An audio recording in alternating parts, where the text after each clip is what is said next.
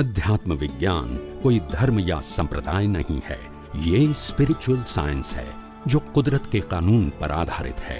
ये विज्ञान पूरे ब्रह्मांड के सभी रहस्यों को उजागर करता है और जीवन के सभी पहलुओं को समझने के लिए एक नई दृष्टि देता है। इसी को आर्ट ऑफ विजन कहते हैं, दुनिया को देखने की एक नई दृष्टि, जो अध्यात्म विज्ञानी परम पूज्य स्वामी श्री कमलेशानंद जी के निर्देशन में सनातन सत्य का अनुसंधान कर हमारे जीवन को प्रकाशित करे। जय सच्चिदानंद।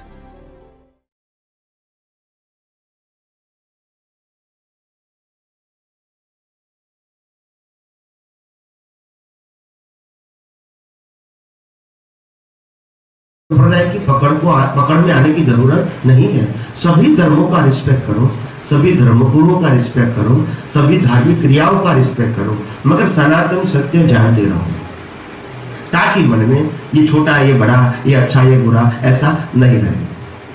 अपने अंदर सद्भाव बनाते रहो और ये सब कुदरत की रचना को देखते रहो। आखिर है कुदरत का और कुदरत के पास ही रहेगा। कुदरत का एक ही कानून है, ये दुनिया में 5 इंद्रियों से जो कुछ भी अनुभव में आता है सब कुछ मेरा है और मेरे पास ही रहेगा।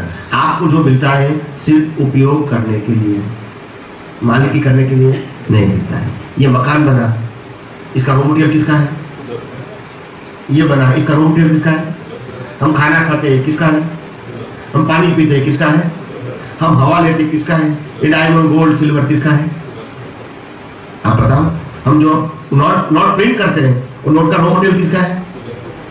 आप देखो, बिना कुदरत कुछ भी कर सकते हैं, आप हवा भी ले सकते हैं, तो सब कुछ कुदरत का है और कुदरत के पास ही, मगर पाप पुण्य के हिसाब से आपको मिलता है और आपके पास से चला जाता है। ये कर्मों का खेल है, मगर है कुदरत का, पहले भी कुदरत का था और बाद में भी। तो इसमें क्यों इतना राग द्वेष, क्यों मालिकी पर, क्यों करता है? भाई मैंने किया, आपने किया, भाई आपने नहीं किया है, मैंने भी नहीं किया है, ये करवाया है। हर संजोग कुदरत देती है। अगर कोई व्यक्ति बीमार हो गया, अस्पताल में एडमिट हो गया, आप कहोगे भी ये तुम्हारा दुश्मन आया, मारामारी कर सकेंगे? नहीं कर सकेंगे। तो संजोग भी कुदरत देते हैं ना। तो मेरा कहने का मतलब है, किसी के प्रति राग या किसी के प्रति द्वेष करने की जरूरत नहीं है। ये दृष्टि को विशाल बनाओ, मगर कैसे विशाल बनाओ? कुदरत के कानून समझ के। आप समझे? कुदरत के कानून को समझ के इसकी अपनी दृष्टि को विशाल बनाओ, ताकि हर संजोग को हम डाइजेस्ट कर सकें विदाउट राग एंड द्वेष। यही हमारी दृष्टि की विशालता होनी चाहिए। आप समझे? और यही विशालता के साथ हमको आगे बढ़ना है। तो इसीलिए मैं बार बार ये बातें करता रहता हूं। जड़ और चेतन, दो तत्व जो है, जड़ और चेतन, दोनों शाश्वत है न। अवस्था टेम्परेरी है, ये बॉडी जो है वो टेम्परेरी है, मगर जड़ तत्व है वो परमानेंट है, और चेतन भी। और अब जिसको प्रतिष्ठित आत्मा कहते हैं वो तो हमारा क्रिएशन है, अज्ञान का, और इसी से सफरिंग है। अगर अज्ञान नहीं है, सफरिंग भी नहीं है। अज्ञान से कर्म बनते हैं और कर्म से कर्म का फल है। अगर अज्ञान नहीं है तो कर्म भी नहीं है, तो कर्म फल भी, तो जन्म मरण भी। इसी को तो मुक्ति कहते हैं। दोनों चेतन और जड़ दोनों शाश्वत है, मगर ये जो है वो तत्व नहीं है।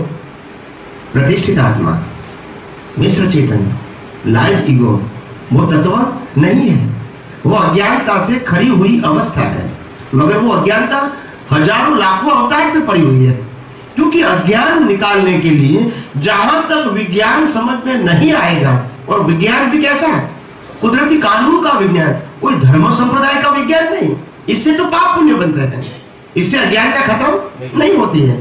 तो ये सनातन सत्य का विज्ञान कभी भी कहीं से भी समझ में आएगा तो धीरे धीरे अज्ञान का नाश होता है। और जो आपका जो विजन है प्रतिष्ठित आत्मा का, वो क्या होगा? डेवलप होगा। जितना अज्ञान नाश इतना डेवलप, जितना अज्ञान नाश वो डेवलप होगा, और जितना डेवलपमेंट इतना इसका विजन क्या कहेंगे? ब्रॉड होगा। और जितना अज्ञान ज्यादा, विजन क्या रहेगा? छोटा रहेगा। और यही रास्ता है, और कोई रास्ता है ही नहीं। पुरुषार्थ यही करता है। हाँ, जो जीवित है वही तो पुरुषार्थ करेगा। ये जीवित नहीं है, ये तो जड़ है। क्या है? जड़। जीवित लगता है नहीं, ये तो प्राणवायु से चलता है। हवा पानी खुराक चलता है, मशीन है। इससे गाड़ी पेट्रोल से चलती है, इसे हवा पानी खुराक चलता है, मगर ये मशीन है। अगर हवा पानी खुराक बंद कर दिया तो बंद हो जाएगा। आप समझे? तो ये मशीन है, नेचर मेड मशीन, कुदरत ने बनाया हुआ मशीन, कुदरत ही चलाती है और कुदरत ही उसका अंत लाती है। क्रिएटर, ऑपरेटर एंड डिस्ट्रॉयर तीनों कौन है? कुदरत है। तो ये मशीन में तो कोई ताकत नहीं है जी, आप समझे कि नहीं? ये पंखा में ताकत नहीं है। हमने पावर दिया तो वो काम करते, पावर नहीं दोगे तो नहीं करेंगे। ऐसे उसको हवा पानी खुराक नहीं मिलेगा तो ये मशीन कुछ नहीं करेगा, क्योंकि जड़ है ना, ये भी जड़ है, ये भी जड़ है। इसको भी भंगार में बेच सकते हैं और इसको भी जलाया जाता है जी। इसकी तो रीसेल वैल्यू आती, इसकी रीसेल वैल्यू भी नहीं आएगी। वो भंगार में भी नहीं लेगा इसको तो टूट गया फूट गया तो भंगार वाला ले जाएगा, कुछ ना कुछ तो देगा। इसका तो कुछ देते, इसको तो जलाने के लिए भी देना पड़ता है। इसका कुछ मिलता जब तक डेवलपमेंट पूरा नहीं हुआ तब तक प्रतिष्ठित आत्मा की वैल्यू है। हाँ, नहीं तो अज्ञान कौन निकालेगा? अज्ञान ही तो, अज्ञान से ही तो वो बना है। और जिस दिन डेवलपमेंट पूरा हो जाएगा वो समाप्त हो जाएगा, क्योंकि उनका रोल खत्म हो गया है ना। फिर शरीर और आत्मा तो ही रहेगा जी। जब उसका अज्ञान नहीं तो रोल क्या है उसका? कुछ नहीं। फिर न कर्म करने का है, न पुरुषार्थ करने का है, कुछ करने का नहीं है। जब रोल नहीं है तो अस्तित्व कैसे रहेगा? ठीक है जी। आप समझे कि नहीं समझे? जड़ और चेतन से भी इंपॉर्टेंट रोल इसका हो जाता है। सवाल ही नहीं है, क्योंकि देखो जड़ जो है, जड़ जो है जी, ये कुदरती रचना है जी। इसका क्रिएटर ऑपरेटर कुदरत है और आत्मा है वो स्वयं शक्तिशाली है जी। इनको पुरुषार्थ की जरूरत, इनको पुरुषार्थ की जरूरत नहीं है और ये पुरुषार्थ कर सकता नहीं है, तो पुरुषार्थ कौन करेगा? और कोई ऑप्शन है? नहीं है। और यही तो ये विज्ञान की, या अध्यात्म विज्ञान की यही खूबी है जी, जो आपको वास्तविकता बताती है। आज तक आप भ्रांति में जी रहे थे जी कि कर्म की भुगतान भी ये करता है और नया कर्म भी ये बनाता है, यही सिखा था ना जी जी। ये भ्रांति का ज्ञान था, ये वास्तविकता नहीं थी। मगर क्या है, दुनिया तो है वो अज्ञान से चलती है जी। और जिस अज्ञान निकल गया तो उनका जन्म मन का चक्कर समाप्त हो गया। ये दुनिया अज्ञानियों के लिए है, किसके लिए है? अज्ञानियों के लिए। और जिसका अज्ञान 100% खत्म हो गया तो दुनिया से क्या हो जाएगा? मुक्त। फिर वो यहाँ आएगा नहीं। ये बात पचती नहीं है ना, पचती नहीं है इतनी जल्दी ये बात नहीं। पचे या न पचे, वास्तविकता को तो एक दिन समझना ही पड़ेगा जी। अगर ये शरीर कुदरत का है तो कुदरत का है ऐसा समझना ही पड़ेगा जी। और अगर शरीर कुदरत का है तो शरीर के साथ जुड़ा हुआ सत्ता, संपत्ति, संबंध और साधन किसका होगा? कुदरत का होगा। अगर ये समझ में आएगा बाकी सब समझ में आ जाएगा जी। आप समझे जी। गलती क्या होती है? एक भाई ने प्रश्न किया था बंबई में जी कि स्वामी जी ये शरीर मेरा है, वो दिमाग में से निकलता नहीं है, ऐसा नहीं निकलता है। यानी शरीर में ये शरीर मेरा नहीं है ऐसा नहीं महसूस होता है जी। ये शरीर मेरा है ऐसा महसूस होता है बार बार। इसके लिए क्या करें? तो मैंने कहा देखो, शरीर को मेरा मानना वो गलती नहीं है। आप कहते हैं मकान मेरा है, ठीक है, मगर आप कहते हैं कि मैं मकान हूं। आप कहते हैं कार मेरी है, आप कहते हैं कार मैं कार हूं, कहते ऐसा तो शरीर मेरा है मगर मैं शरीर, तो कहां तकलीफ है? नहीं समझ में आया? समझ में आया कि नहीं? मेरा है बोलो, मैं नहीं हूं। ये मकान मेरा है बोलो मगर मैं मकान हूं। ये कार मेरी है मगर मैं कार हूं। ऐसे शरीर मेरा है मगर मैं शरीर, तो क्या तकलीफ है?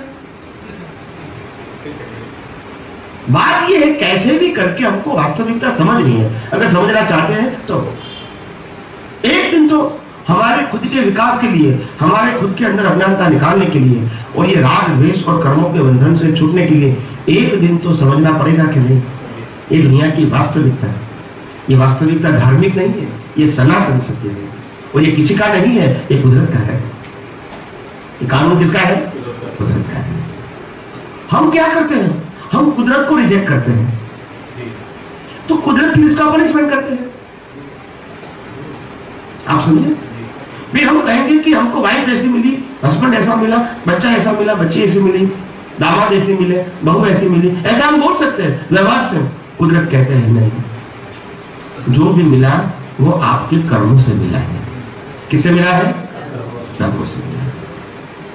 और कर्मों से मिला है तो कोई भी प्रकार के फरियाद के बिना इसको एक्सेप्ट कर लो। अच्छा संजोग भी और बुरा व्यक्ति भी एक्सेप्ट कर लो। क्यों? क्योंकि वही आपके कर्मों का व्यक्ति खराब नहीं होती, आप समझो। व्यक्ति के साथ मेरा हिसाब खराब है।